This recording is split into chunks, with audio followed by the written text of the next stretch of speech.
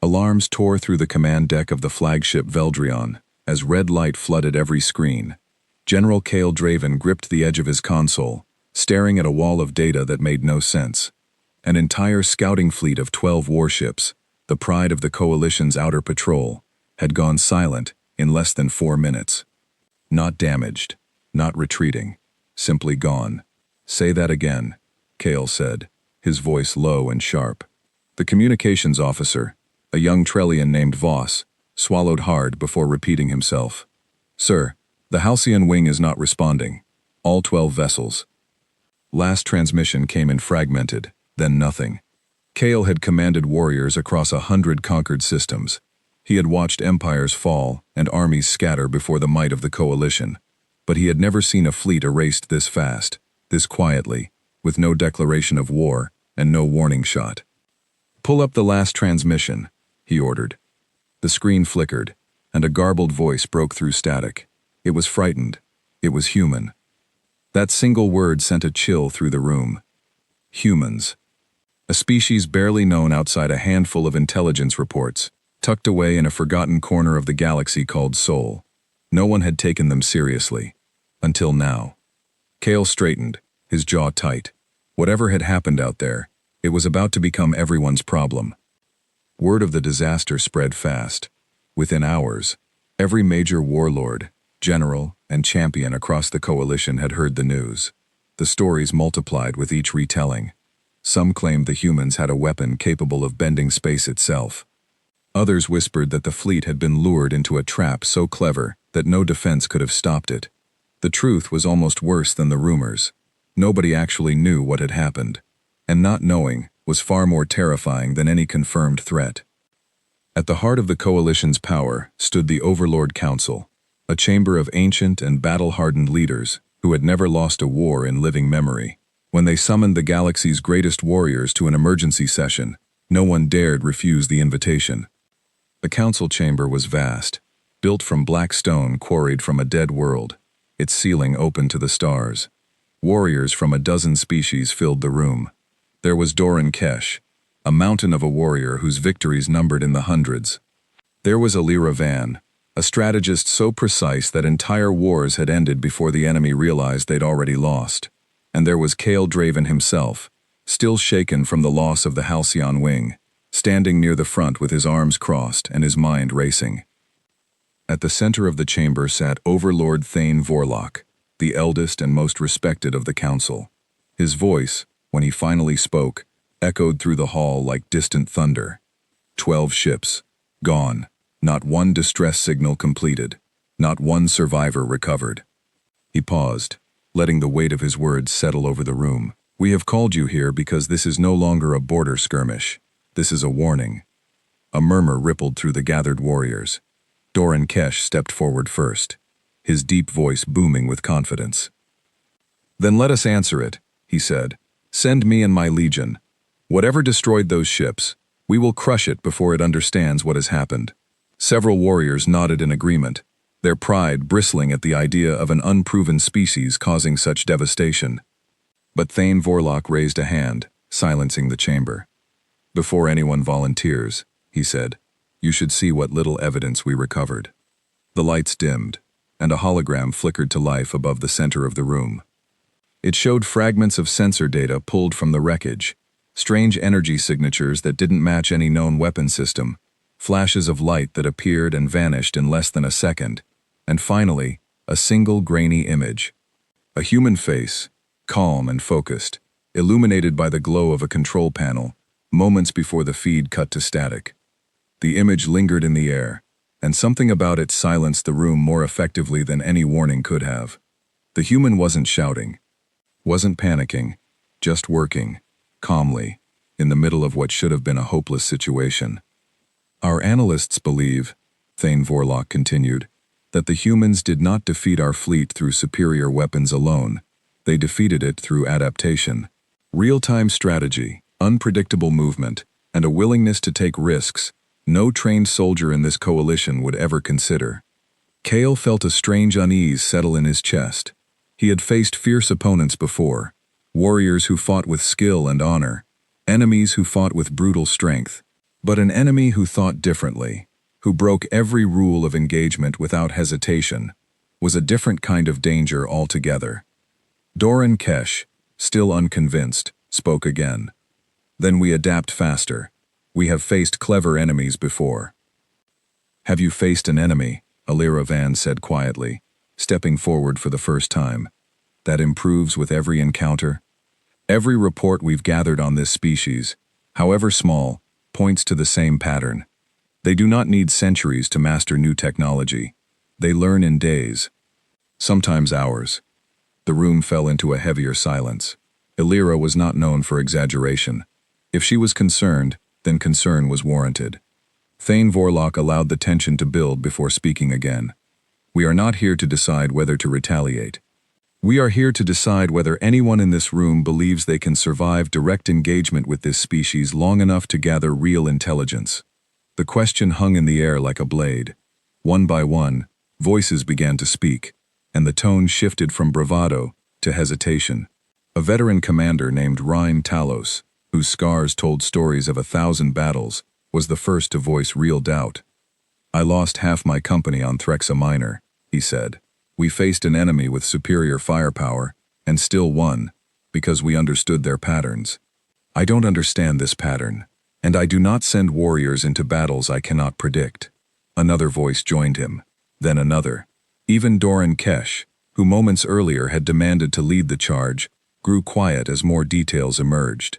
The strange energy readings, the impossible reaction times, the complete absence of any surviving eyewitness account beyond a single terrified voice cut short. Cale Draven stood near the edge of the chamber, watching the room's confidence crumble in real time. He had come here expecting to hear a call to arms. Instead, he was witnessing something he had never seen before. The galaxy's greatest warriors, quietly and one by one, admitting that they were afraid. He thought of the young officer who had spoken to him hours earlier, voice shaking as she read the final transmission. He thought of the calm, focused human face frozen in that grainy image, utterly unbothered by the chaos surrounding it. Whatever waited in the Sol system, it was not going to be an easy fight. It might not be a fight anyone could win at all. Overlord Thane Vorlok let the silence stretch long enough for everyone to feel its full weight before speaking again. It seems, he said slowly, that for the first time in the history of this council, our strongest warriors are refusing a mission before it has even begun. No one argued. Cale Draven looked around the chamber, at warriors who had never known fear, now standing in stunned silence, unwilling to raise their hands for a fight they could not understand. He felt the same hesitation building inside himself, an instinct honed by decades of combat, telling him that something about this enemy broke every rule he had ever learned. And yet, beneath the fear, a quieter thought took root in his mind. If no one moved forward, if no one dared to learn the truth about this species, the unknown would only grow larger and more dangerous with time. Someone would eventually have to look closer. He just hoped it wouldn't have to be him. The chamber remained silent, filled with warriors who had conquered galaxies but now hesitated before a single unanswered question. What exactly were the humans, and how had they made the galaxy's strongest warriors afraid to find out? As the meeting reached its tense conclusion, Thane Vorlok rose from his seat, his expression unreadable. This council will not order any warrior to certain death, he said. But someone, eventually, must learn the truth. The safety of every world under our protection may depend on it. He looked out over the gathered warriors, his gaze finally settling on a lone figure standing near the back of the chamber, quiet and unnoticed until now. A figure who had said nothing throughout the entire session, watching everything with sharp, calculating eyes. Someone, Thane Vorlok repeated, will have to be brave enough to look closer. The chamber held its breath, and far across the galaxy, in a quiet system called Sol, humanity had no idea that its next move would decide the fate of everything. The figure Thane Vorlok had singled out stepped forward from the shadows at the back of the chamber. She was smaller than most of the warriors present, dressed not in armor, but in a simple gray uniform, marked with the emblem of the Coalition's intelligence division. Her name was Sarah Ix, and though few in the room recognized her, those who did knew her reputation well. She was not a fighter. She was a thinker, a strategist who had quietly solved problems that armies of warriors had failed to crack. "You wish to volunteer," Thane Vorlok said, more statement than question. "I wish to understand," Sarah replied, her voice calm and steady, despite every eye in the chamber now fixed on her. "Fear without knowledge is how empires fall. We do not know what the humans are capable of, because we have never truly looked. We have only reacted."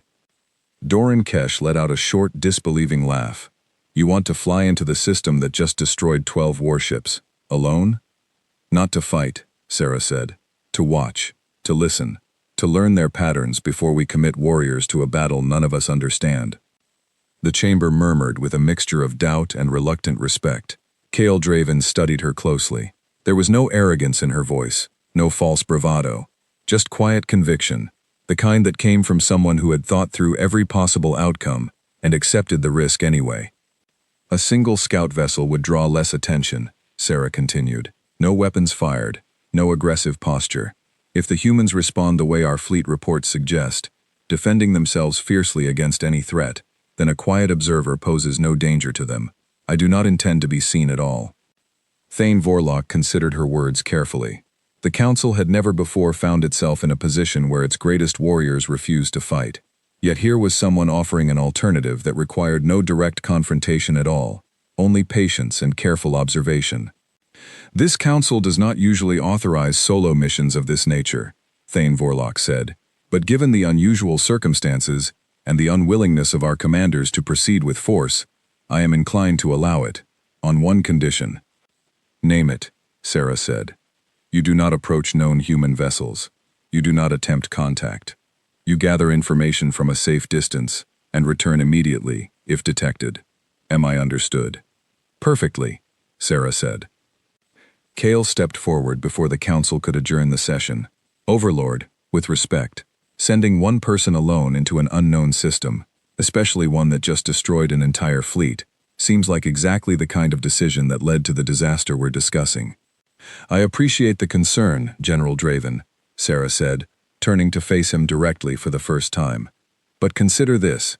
12 warships entered that system, with weapons raised, ready for battle, prepared to establish dominance the way the Coalition always has, and they were destroyed within minutes. Perhaps the mistake was not in what we sent, but in how we sent it." Her words landed heavily in the chamber.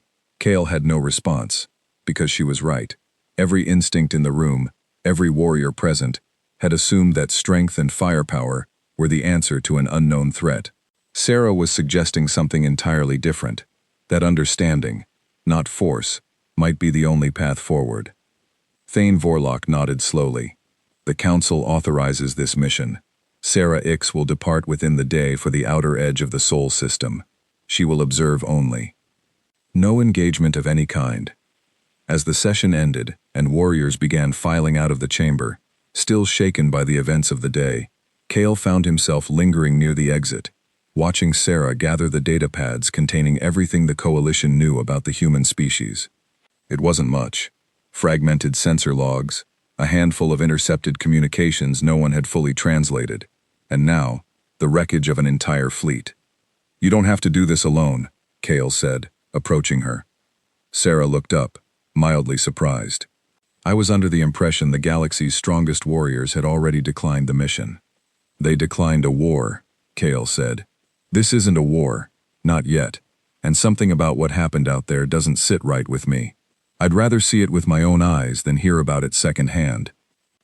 Sarah studied him for a long moment, weighing his offer. "This isn't a mission for warriors, General. I need silence and patience, not strength and speed." "I can be patient," Kale said, a faint, humorless smile crossing his face, "when the situation calls for it." She hesitated, then gave a small nod. "One condition, you follow my lead, not the other way around." "Understood." Preparations began immediately. The scout vessel selected for the mission was a small, sleek craft named the Wraithwing, built for stealth rather than combat. Its hull was coated with a light-bending material that made it nearly invisible against the backdrop of open space, and its systems ran quiet enough to avoid most standard detection arrays. It carried no weapons capable of significant damage, only enough defensive capability to escape if absolutely necessary. As engineers prepared the ship for departure, Sarah spent hours reviewing every scrap of information the Coalition possessed about humanity. Intercepted communications revealed a species divided among itself, with dozens of competing nations, languages, and cultures scattered across a single world. It seemed almost impossible that such a fractured civilization could produce a defense capable of annihilating an entire Coalition fleet. And yet, buried within the data, Sarah found something that gave her pause. Historical records, gathered from decades of passive observation, painted a picture of a species that had clawed its way through disaster after disaster. Wars fought against each other with staggering losses, diseases that should have wiped out entire populations, resource shortages that would have broken lesser civilizations. Each time, humanity had found a way through, often by inventing something new out of desperation. They don't wait for the perfect solution, Sarah murmured to herself, studying the data late into the night. They build whatever gets them through the moment, and then they improve it later. It was a strange kind of strength, one the Coalition had never encountered before. Every other species they had made contact with valued careful planning, controlled expansion, and measured responses to threats. Humanity, from everything Sarah could tell, thrived on chaos. They didn't fear the unknown the way the rest of the galaxy did. They seemed to run toward it. Kale found her still awake when he arrived at the docking bay the next morning, dark circles forming under her eyes from lack of sleep. "You should rest before departure," he said. "I will rest when I understand what we're dealing with," Sarah replied, not looking up from her datapad. "Every hour I spend studying is an hour that might keep us alive out there." Kale respected her dedication, even if he worried it would burn her out before the mission truly began. He had seen warriors push themselves past their limits before, and it rarely ended well. But there was something different about Sarah's focus. It wasn't fear driving her. It was curiosity, sharp and relentless. As the final preparations were completed, word of the mission spread quietly through the Coalition's upper ranks. Some officials questioned the wisdom of sending anyone at all, arguing that avoidance was the safer path.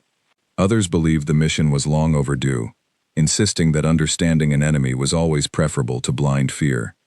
Doran Kesh, despite his earlier bravado, approached Kale privately before departure. "You're either the bravest fool in this Coalition, or the only one thinking clearly," he said. "I haven't decided which." "Neither have I," Kale admitted.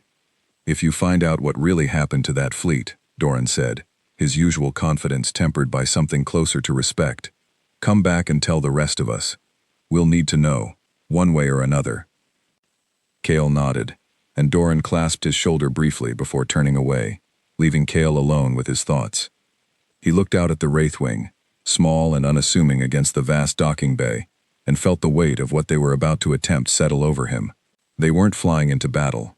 They were flying into the unknown, armed with nothing but patience, observation, and the hope that understanding would succeed where force had failed. Sarah joined him at the boarding ramp, her expression calm, despite the enormity of the task ahead. "Ready, General?" "As I'll ever be," Kale said. Together, they boarded the Wraithwing, and within the hour, the small vessel slipped quietly out of the Coalition's central docking station, beginning its long journey toward the edge of the Sol system. Behind them, the galaxy's strongest warriors remained grounded, unwilling to face an enemy they didn't understand. Ahead of them lay a species capable of destroying an entire fleet without warning, a species the rest of the galaxy had underestimated for far too long. Neither Kale nor Sarah spoke much during the early stages of the journey. Each was lost in their own thoughts, aware that whatever they discovered at the edge of Sol would shape the future of the Coalition's relationship with humanity, for better or worse.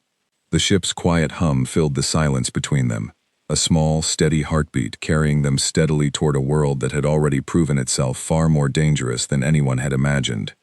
As the stars outside the viewport blurred into streaks of light during the jump toward Sol, Sarah finally broke the silence.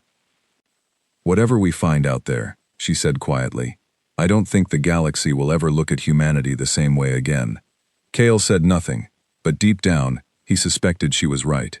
The Wraithwing dropped out of its final jump at the outer edge of the Sol system, and for a moment, neither Kale nor Sarah spoke. Ahead of them, faint against the darkness, hung a pale blue world surrounded by scattered points of light, the debris of stations and satellites orbiting quietly, unaware that they had drawn the attention of an empire far larger than themselves. "Systems on silent running," Sarah said, her fingers moving quickly across the console. "No active scans. We drift and we watch." Kale took his position at the secondary console, monitoring passive sensors, as the ship eased into a slow, careful approach toward the outer defense perimeter humanity had established around their world. What he saw surprised him immediately. He had expected crude technology, scattered defenses, the kind of disorganized protection typical of a young species. Instead, he found a surprisingly coordinated network of satellites and outposts, communicating constantly, adjusting their positions in response to even the smallest changes in their environment. "They're not static," Kale murmured. "Look at this pattern. Every 12 minutes, their formation shifts slightly. It's subtle, but it's constant." Sarah leaned over to examine the data, her brow furrowing in concentration. "They're not just defending a location, they're defending a pattern of unpredictability. No enemy can plan an attack around a formation that never stays the same for long." It was a simple idea, yet devastatingly effective.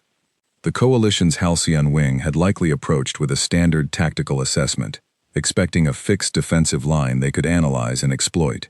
Instead, they would have found a moving target, constantly adjusting, forcing split-second decisions instead of careful strategy.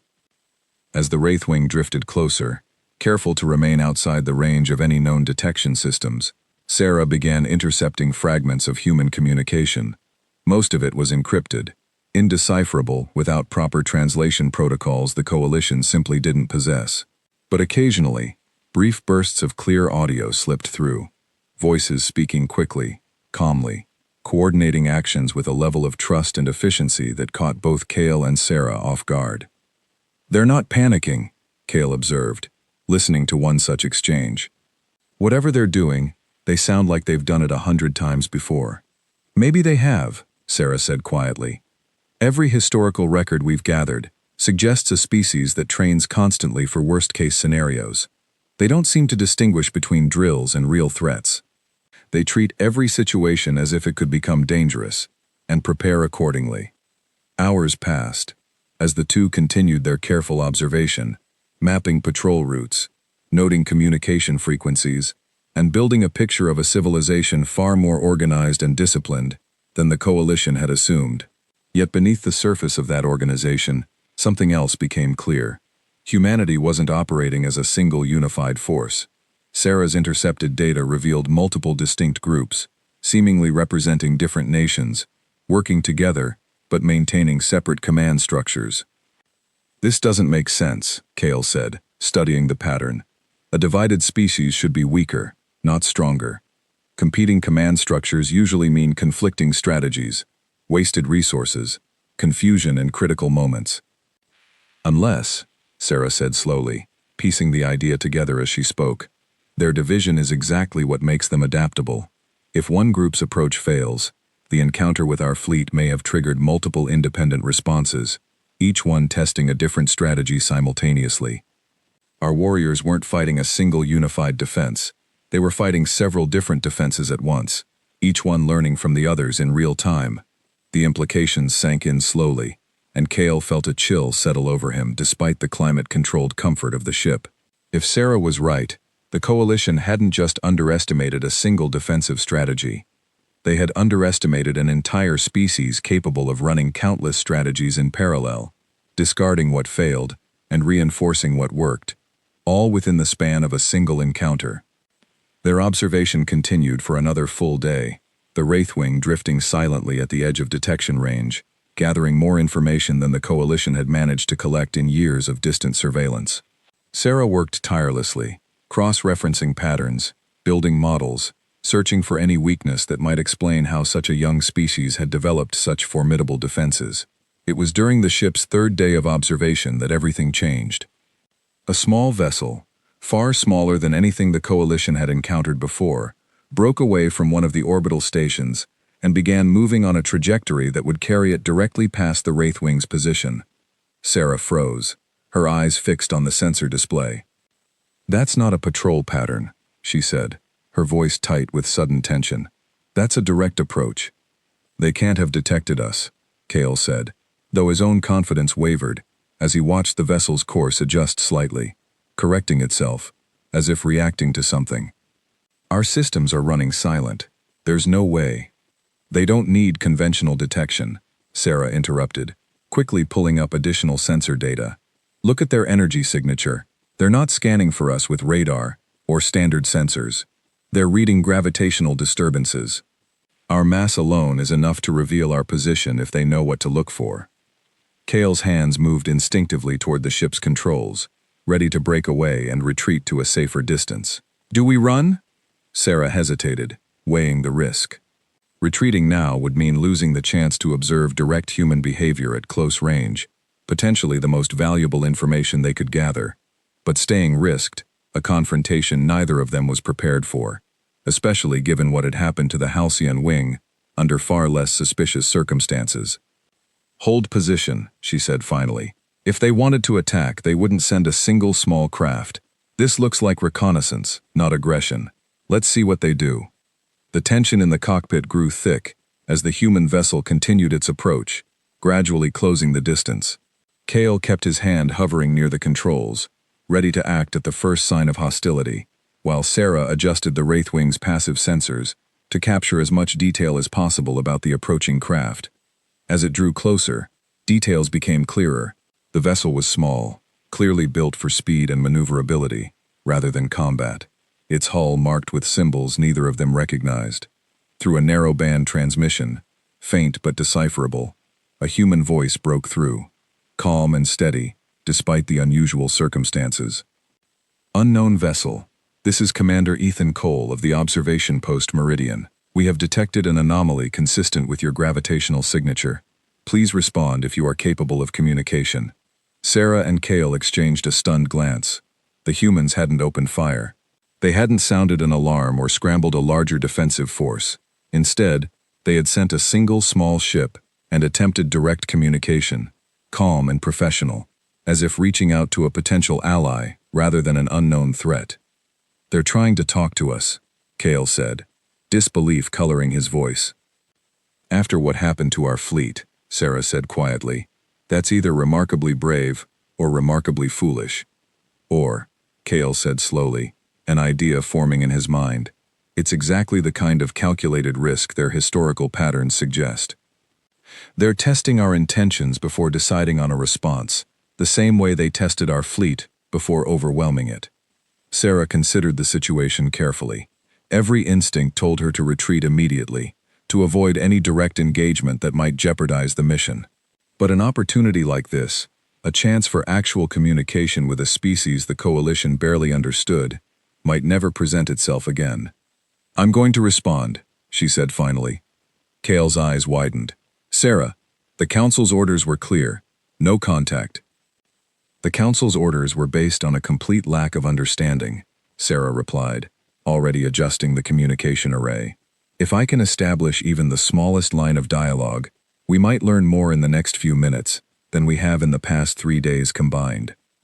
Before Kale could argue further, Sarah activated the transmission, her voice steady despite the enormous risk she was taking. "Commander Cole, this is Sarah Ix, of the Soul Observation Initiative. We mean no harm. We are here to observe, not to engage." There was a long pause, filled with static, before Commander Cole's voice returned, careful and measured. "Observation Initiative. That's a new one. Mind explaining who exactly you're observing us on behalf of?" Sarah hesitated, aware that her next words could shape the entire future of contact between humanity and the Coalition. "We represent a broader alliance of species, one that recently suffered significant losses during an encounter near your system's outer perimeter. We came to understand what happened, not to seek retaliation." Another pause, longer this time. When Commander Cole spoke again, his tone had shifted slightly, cautious but no longer purely defensive. "That encounter wasn't something we initiated. Your fleet entered our system with weapons active and no attempt at communication. We responded the only way we knew how, with everything we had." Kale leaned forward, unable to stay silent any longer. "You destroyed 12 warships in under 4 minutes." That's not the response of a species with limited defensive options. There was a brief silence, and then, unexpectedly, something that sounded almost like a tired laugh crackled through the transmission. "You have no idea how close it actually was," Commander Cole said. "We didn't defeat your fleet because we're stronger. We defeated it because we had no other choice, and running out of choices tends to bring out the best in people, or the most desperate." The honesty in his voice struck both Cale and Sarah deeply. This wasn't the calculated arrogance of a conqueror, nor the practiced diplomacy of a seasoned negotiator. It was the simple, weary truth of someone who had faced overwhelming odds and refused to back down, not because victory was guaranteed, but because surrender wasn't an option they were willing to consider. "We'd like to understand more," Sarah said carefully. "Not through force, but through honest conversation. If that's something your people would consider." The silence that followed stretched long enough that Cale began to wonder if the connection had been lost entirely. Finally, Commander Cole's voice returned, quieter, more thoughtful. "I'll need to speak with my superiors. This isn't a decision I can make alone, but for what it's worth, reaching out first, that's more than most have done." As the transmission ended, Cale turned to Sarah, his expression a mixture of astonishment and cautious hope. "You just did what the Council explicitly told us not to do." "I did what needed to be done," Sarah replied, though even she seemed slightly overwhelmed by the weight of the moment. "For the first time since this crisis began, we might actually have a chance to understand humanity, not through fear or second-hand reports, but through direct communication." Cale looked back toward the small human vessel, still holding its position at a cautious distance, neither retreating nor advancing further. Whatever came next, one thing had become abundantly clear. Humanity wasn't simply a threat to be feared, or a mystery to be solved from a distance. They were a species capable of genuine dialogue, even in the aftermath of devastating conflict, if given the chance. Whether the Coalition Council would see it the same way remained to be seen. Commander Ethan Cole returned to the Meridian observation post with more questions than answers. He requested an immediate meeting with the Regional Defense Coordinator, a sharp, no-nonsense woman named Colonel Grace Whitfield, who had overseen the response to the earlier attack and had spent the days since analyzing every piece of wreckage recovered from the encounter. "You spoke with them," Grace said, not quite a question, as Ethan entered the briefing room aboard the Meridian. "Briefly," Ethan confirmed. "A woman named Sarah Ix, calm, direct, claims she represents a wider alliance of species. She said they weren't here for retaliation, just understanding." Grace crossed her arms, studying the data pulled from the encounter. "And you believed her?" "I believed she meant what she said in that moment," Ethan replied carefully. "Whether her leadership shares that view is a different question entirely." Grace exhaled slowly, running a hand through her short-cropped hair as she considered the implications. Since the destruction of the unidentified fleet days earlier, global defense networks had been on high alert, bracing for retaliation that never came. Instead, they had received something far stranger, an attempt at peaceful contact from the very forces they had fought off. "We can't make a decision like this on a single conversation," Grace said finally. "This needs to go up the chain, all the way up. If there's a chance to open real communication instead of preparing for another attack, that's not something we decide alone in this room." Word spread quickly through classified channels, reaching military leaders and government officials across multiple continents within hours.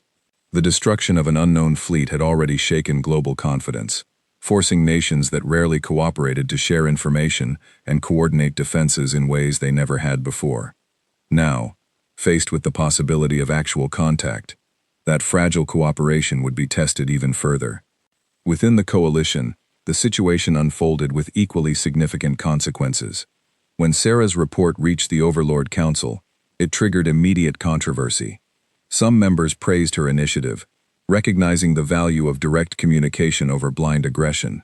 Others were furious, insisting she had violated direct orders and potentially endangered the entire mission by revealing the Coalition's presence. Thane Vorlok listened to the arguments unfold in the council chamber, his expression carefully neutral as warriors and diplomats debated the wisdom of Sarah's decision. "She was given clear instructions," argued a stern councilwoman named Priya Solen, one of the council's more cautious voices. Observation only.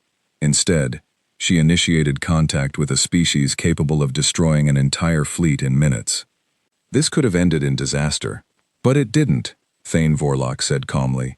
Instead, it produced the first genuine dialogue this coalition has ever achieved with humanity. That is not something to dismiss lightly.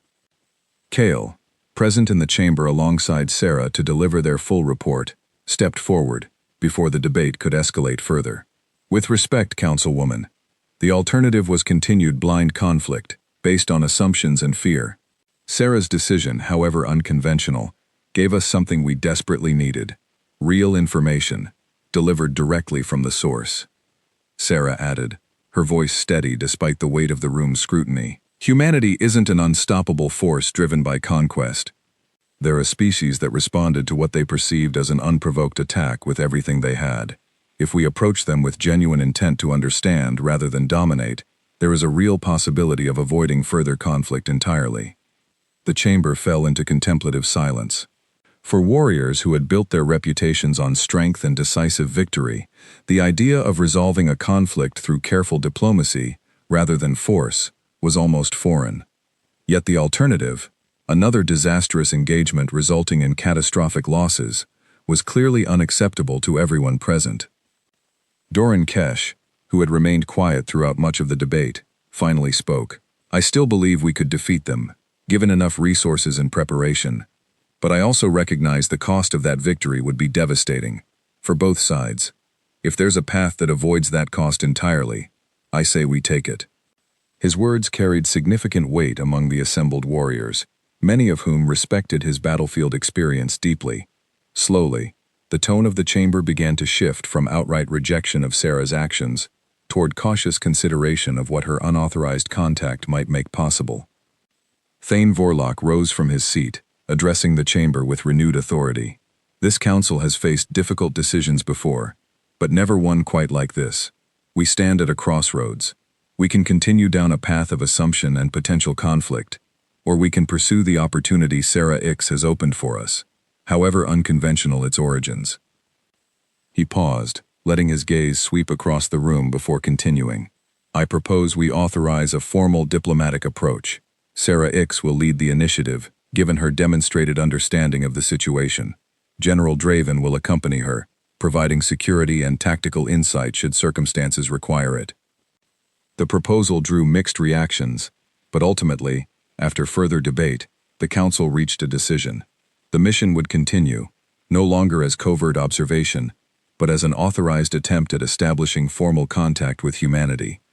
Meanwhile on Earth, similar deliberations reached their own conclusion. After extensive discussion among global leaders, a careful decision was made to proceed with cautious dialogue, coordinated through a small, trusted team led by Colonel Grace Whitfield and Commander Ethan Cole. Given the stakes involved, the team also included a leading scientist named Dr. Mia Sullivan, whose expertise in unknown technologies and communication systems made her an invaluable asset for any potential exchange of information. If this is real, Mia said during the final briefing before the meeting was set to take place, if there's actually a civilization out there capable of what we saw, then how we handle this conversation could shape humanity's entire future. We can't afford to be careless, but we also can't afford to let fear dictate every decision. Grace nodded in agreement. Caution and openness aren't mutually exclusive. We listen first. We ask questions. We don't reveal more than necessary, but we don't shut the door on communication either. Ethan, who had already experienced the strange, careful tone of Sarah's initial transmission, offered his own perspective. For what it's worth, she didn't sound like someone looking for a fight. She sounded like someone looking for answers, the same as us. As preparations for the meeting advanced on both sides, a location was agreed upon through careful negotiation via encrypted transmissions. Neutral ground, at the edge of the solar system, far enough from Earth to prevent immediate risk to the planet, yet accessible enough for both parties to arrive without significant delay. The days leading up to the meeting passed with tense anticipation on both sides. Aboard the Wraithwing, Sarah worked tirelessly to prepare, reviewing every possible scenario, every potential question that might arise, determined to represent the coalition's interests without triggering unnecessary conflict.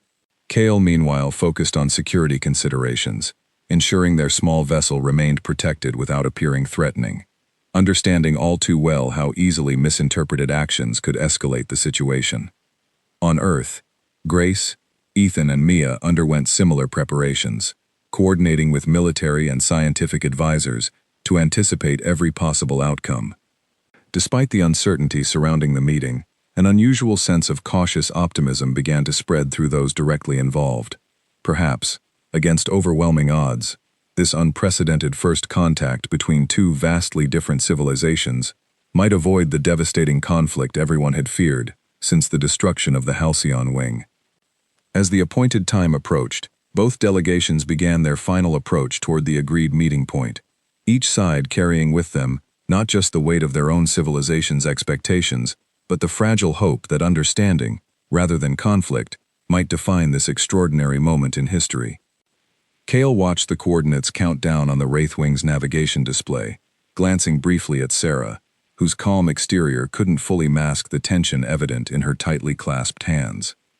"Whatever happens next," he said quietly, "you've already changed everything. No matter the outcome, this council will never underestimate humanity again." Sarah offered a small, tired smile. "Let's hope that understanding is enough to prevent a war neither side truly wants." As the Wraithwing closed the final distance toward the meeting point, a small, unassuming human vessel emerged from the darkness ahead, its running lights steady and deliberate, neither side making any sudden or aggressive movement. The moment of true first contact had finally arrived. The two vessels drifted toward each other slowly, deliberately, neither side making a movement that could be mistaken for aggression. Aboard the Wraithwing, Kale kept his hands steady on the controls while Sarah prepared the final details of their approach, her focus unwavering, despite the historic weight of the moment unfolding before them. On the human vessel, Grace Whitfield stood at the main console, flanked by Ethan Cole and Mia Sullivan, all three watching the approaching coalition ship with a mixture of caution and quiet determination. Weeks of preparation, careful negotiation, and cautious trust-building had led to this single moment, one that would either open a new chapter of peaceful coexistence or collapse into the very conflict everyone had worked so hard to avoid. "Distance closing to docking range," Ethan reported, his voice steady, despite the tension evident in his posture. "No sign of hostile intent from their systems." "Same here," Kale confirmed over the open channel, his tone carefully measured. "We're proceeding exactly as agreed. No weapons active, no aggressive maneuvers." As the two ships completed their careful approach, a temporary docking connection was established, a small, secure passage linking both vessels together for the first time. For a long moment, neither side moved, the weight of the moment settling over everyone involved. Finally, the airlock hissed open, and Sarah stepped forward first, unarmed, her posture deliberately open and non-threatening. On the other side, Grace Whitfield stood waiting, her own stance mirroring Sarah's careful neutrality. "Sarah Ix," Grace said, extending a hand in a gesture she hoped would translate across their vastly different cultures. "Colonel Grace Whitfield, welcome." Sarah studied the gesture for a brief moment, before understanding its intent and returning it, her hand meeting Grace's in a firm, deliberate handshake. "Colonel Whitfield, thank you for agreeing to this meeting." Kale followed closely behind Sarah, his eyes scanning the human delegation with the practiced awareness of someone who had spent his life assessing potential threats. Yet what he found wasn't aggression or hidden weapons, but careful, measured caution, mirroring his own approach almost exactly. Ethan Cole stepped forward next, offering a small nod toward Kale. "Commander Ethan Cole, we spoke briefly, a few days ago." "I remember," Kale replied. "You could have opened fire the moment you detected us. Instead, you reached out first. We figured a conversation was a lot more useful than another fight neither side really wanted," Ethan said simply. The group made their way toward a small conference area, prepared aboard the human vessel, neutral ground, chosen carefully to avoid giving either side an advantage. As they settled into their respective positions, Mia Sullivan activated a series of translation devices, painstakingly developed over the previous days, based on the limited data gathered from their earlier communications. "We've done our best to bridge the language gap," Mia explained, gesturing to the devices. "It's not perfect, but it should allow for clear enough communication for what we need to discuss today. Sarah nodded appreciatively. Your species adapts quickly. Even under this level of pressure, you've built functional communication technology in a matter of days. We didn't have much choice, Mia replied with a faint, tired smile. When survival's on the line, people find a way. As the formal discussion began, both sides approached the conversation with careful precision, each revealing only as much as necessary, while working to build a foundation of mutual understanding. Grace explained humanity's perspective on the earlier conflict, detailing how the sudden appearance of an armed fleet, entering their system without warning or attempt at communication, had triggered an immediate defensive response born from necessity rather than aggression. We didn't know who you were, Grace said. For all we knew, it was the beginning of an invasion. We responded the only way we could, with everything available to us. Sarah listened carefully, weighing the human account against everything the coalition had gathered during their observation. Our fleet's approach was based on standard protocol built around centuries of encountering species with far less sophisticated defenses. We underestimated you significantly, and that underestimation cost us dearly. Kale added, his voice carrying the weight of hard-earned respect. We've spent our history assuming that superior technology and coordinated military strength guarantee victory. Your fleet's destruction taught the coalition a harsh lesson. Sheer determination and adaptability can overcome significant technological disadvantages. Ethan leaned forward slightly. For what it's worth, we're not looking for a fight either. We'd much rather find a way to coexist peacefully than spend our future preparing for another attack that might come from a much larger force next time. The conversation continued for hours, each side carefully building trust through honest exchange, rather than empty promises. Mia and Sarah, both driven by intellectual curiosity, found common ground, discussing the technological differences between their civilizations, each surprised by the other's unique approach to problem-solving. Meanwhile, Kale and Ethan, both military leaders, shaped by years of difficult decisions, developed a quiet mutual respect, recognizing in each other the weight of responsibility that came with protecting their people. As the discussion progressed, Grace raised the question that had been weighing heavily on everyone's mind since the meeting began. What happens next? Assuming we can establish some level of trust here today, what does that actually mean for the future? Sarah considered the question carefully before responding. The Coalition Council authorized this meeting specifically to explore the possibility of peaceful coexistence. If we can establish clear boundaries, agreements that respect both our territories and our independence, there's no reason further conflict needs to occur. And if your council decides differently down the line, Grace pressed, her tone firm but not hostile, what guarantee do we have that this agreement holds? Kale answered this time, his voice steady and sincere. You have my word, and Sarah's, that we will represent your interests honestly when we return, but I understand words alone aren't enough to build lasting trust. That's why any agreement we reach today should include clear terms, mutual accountability, and open channels for ongoing communication. Trust isn't built in a single conversation.